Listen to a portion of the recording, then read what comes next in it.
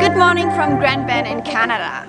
I am really happy to say that Greg and I have been living and traveling together for a bit over 5 years now. 5 years. And within that time, we've been challenging each other on a regular basis, but also learned a lot from each other. So I think now it's time to take our relationship to the next level. Today is the German versus Canadian challenge. Let the battle begin.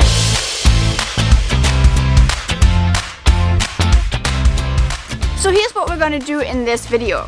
We're going to compare cultural elements, qualities and characteristics of the German and Canadian life and then see who does better. Obviously this comparison or competition is going to be a little bit stereotyping and also very subjective. So I apologize in advance in case we're stepping on anybody's toes today. I assume that most of you guys know my channel and know who we are. But in case you don't, I am Nelly, I'm from Hamburg, Germany, and Greg is from Toronto, Canada. So I believe that because we're natives, we're also allowed to stereotype a little bit. And of course, by the end of this video, I want you guys to comment below if you agree with our judgment, because as you all know, you should never really be judging your own competition. But now let's jump right into the battle. The first challenge is who makes the better breakfast. And this isn't just like your normal everyday Monday to Friday breakfast. It's more of the special sort of weekend breakfast. So what we're gonna do is we are gonna tell you what we would make for breakfast on like a Sunday, and then we're gonna compare who does the better, healthier spread.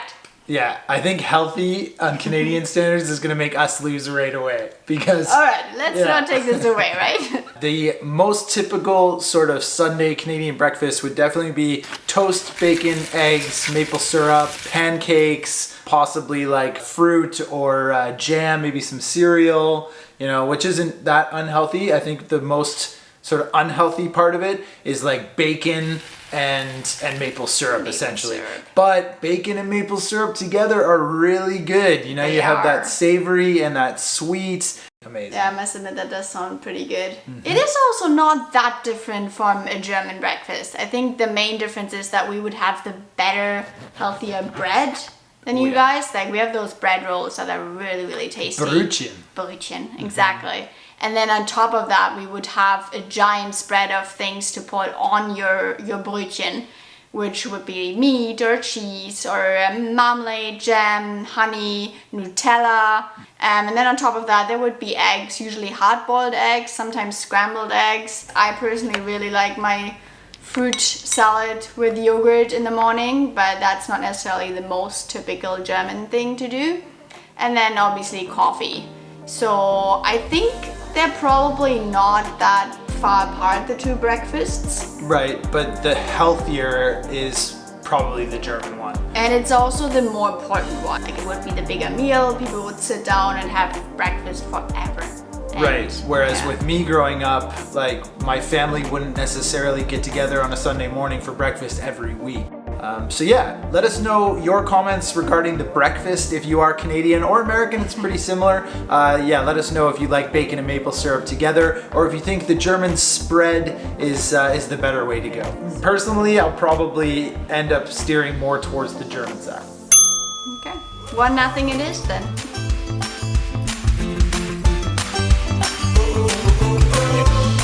So right now Germany's winning 1-0, but next we're going to judge our surroundings, so nature and wildlife. Yes, I think Canada's got a pretty good chance of getting this point, specifically sort of like wilderness, right? Yeah, exactly. I mean, look at where we are. There's birds, there's squirrels, there's foxes, wild turkey ran through our garden the other day, and that's just amazing. That's something that I'm not used to.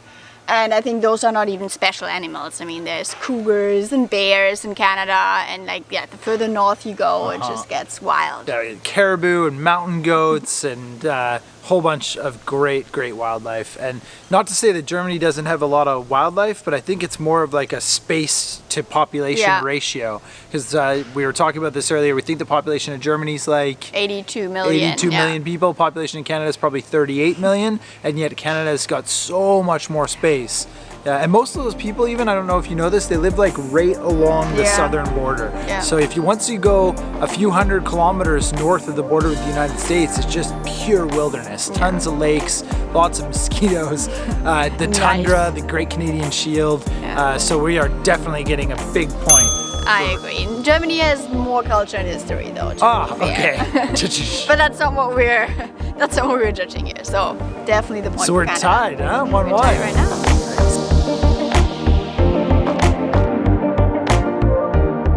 We're back inside and currently tied 1-1, which keeps things interesting. And I'm excited to jump in the next one because this is a topic that both Nelly and I are pretty passionate about. Absolutely. And that is languages. Yeah. I do still hope to be able to shine a little bit in this one because languages in Germany are a really important part of the education system. Growing up, I grew up learning English pretty quickly in school. And then we also have the opportunity to learn French and Spanish and sometimes Russian and Italian and Dutch, but you have a lot of opportunity there. And I think in Europe it's also seen as a bit of a really useful skill to be able to speak several languages because there are so many different cultures within a really small territory. Canada and Canadians are officially bilingual. So as most of you know watching this, there is Quebec and New Brunswick and Manitoba, which are all French-speaking provinces. The whole federal system in Canada is based on bilingualism between French and English.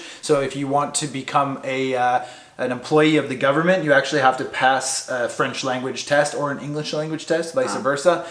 So we started learning French in elementary school and throughout high school.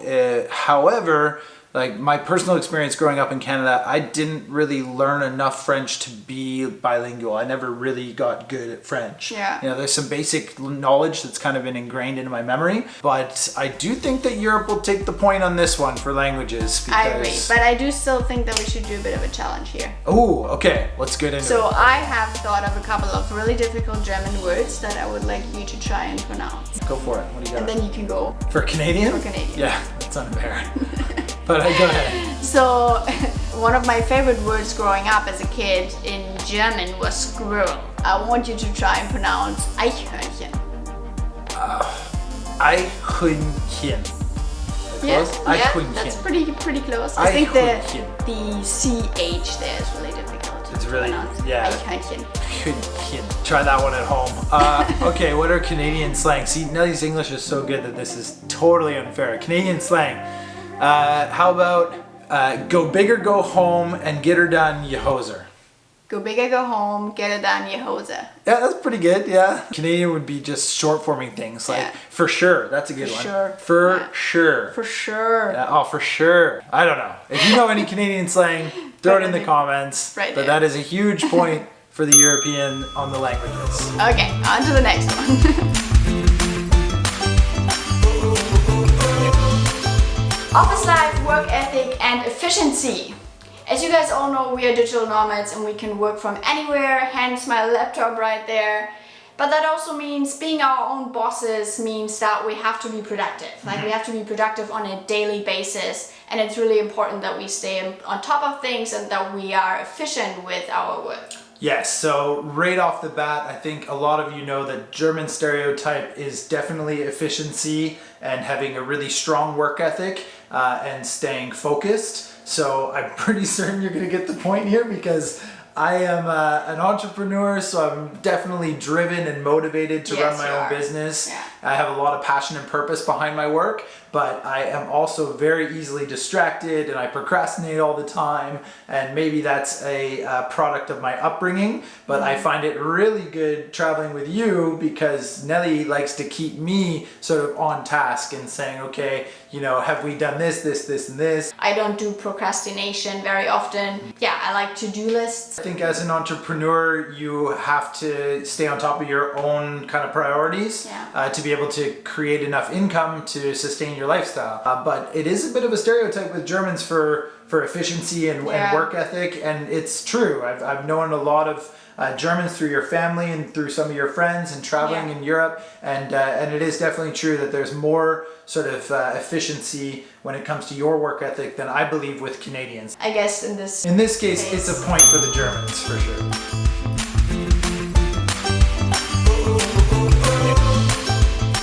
So Greg is losing, so he's really, really sad. 3-1. Can you believe it? Where are my Canadians? But I do think that you can come back on this one, because one thing that I want to talk about is politeness or manners. And I believe that Canadians are not only much more polite, they are also much more well-mannered in a way that, yeah, you would say thank you and apologize all the time. And to be honest, it drives me nuts. But it is a very good trait, and I do believe that Germans can definitely learn from that, because sometimes we just say things out loud too quickly, and it might actually help our efficiency, our work efficiency, that we don't talk around things too much and get to the point, but at the same time it doesn't necessarily make relationships better or like social interaction. Exactly. Yeah, so Canadians are known internationally for being far too polite, and that is a correct stereotype. It's not uncommon for you to sort of maybe bump into somebody and both of you turn around and say sorry at the exact same time. And then they say sorry for being sorry. I apologize. Fault. I shouldn't have bumped into you. Oh, no, it was me because I was walking in the wrong way. Yeah, but I should have been able to look for you walking into me. Oh, no, don't worry about it. I'll pay for the bill. No, I'll pay for the bill. No, I'll pay for the bill.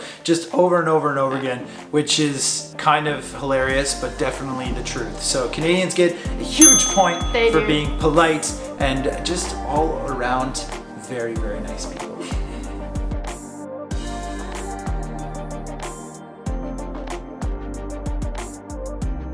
Now here it is, my favorite part of the video, and our last challenge is the beer culture. And this one might be a bit surprising to you, but we've stepped outside. It's a beautiful sunny day in Ontario, and we're gonna try German versus Canadian beers. Yeah, and this is an important one for Greg because he's behind by 1 point, and the only way to tie this game for you is to win with the Canadian beers. And given the reputation of German beers, that might be tough. That's true. I don't know if you guys know, but there is a beer purity law in Germany that was passed in, I believe, the 16th century, which states that beer can only really be made with 4 specific ingredients. And these Ontario craft beers are kind of killing that, but they are able to really sort of experiment and come up with some really, really interesting beers. Absolutely. So we've got 2 very typical German Weissbier here. Yeah. Do you want to tell them what they are? Well, this is Erdinger Weissbier and Hefeweizen, so they're both very cloudy beers,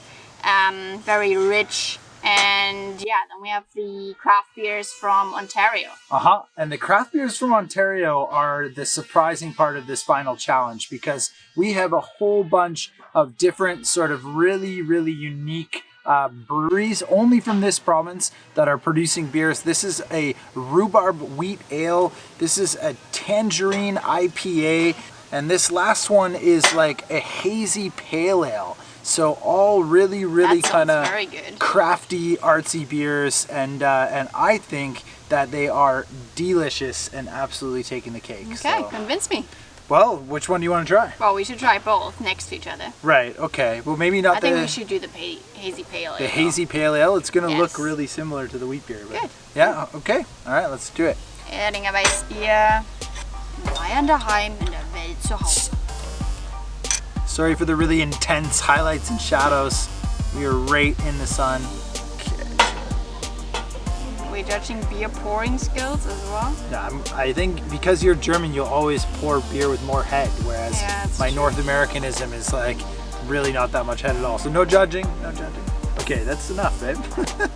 Well, we get it. It's the middle of the day. That doesn't look good. What is that? It's a test. I'm winning the pouring contest here for sure. All right, so it's way better. Do you want to try this one first? Cheers. That's pretty good. Wow. Yeah, that's really nice, right? That's great. Yeah, I think this is just so classic that you know exactly what you're gonna get when it comes to German beers. And there are a whole bunch of German beers that you can choose from, but they are all really kind of similar, that they follow that same rule with the purity law, and they're really traditionally proud of that as well. And Germany has a very strong beer culture with like Oktoberfest and all that stuff. That's right. But I think what you get in Ontario is much more experimenting. Diversity. Yeah, and diversity, and not really as strict on the tradition. So, thinking we're leaning towards Ontario. Something that you might not know about me, I actually don't really like beer. and most Germans hate me for that because I'm supposed to like beer, right? But yeah, I gotta say that is pretty good. It is pretty tasty. So yeah, we're giving a big point to Canada on the beer, and that ties us up. It does. 3-3. That's a tie. Let us know what you think of the differences between German and Canadian culture. Yeah, because in the end you shouldn't be judging your own contest either, and that's what we've been doing. So feel free to leave your comment and your judgment on the challenges below this video. That'd be great. And I hope you enjoyed this video as much as we enjoyed filming it. And let us know if you want us to do more of those challenges. Very even relationship. Alright, thank you so much for watching. I really appreciate your time to watch this video, and I hope to see you again on this channel very soon. Bye. Bye and cheers.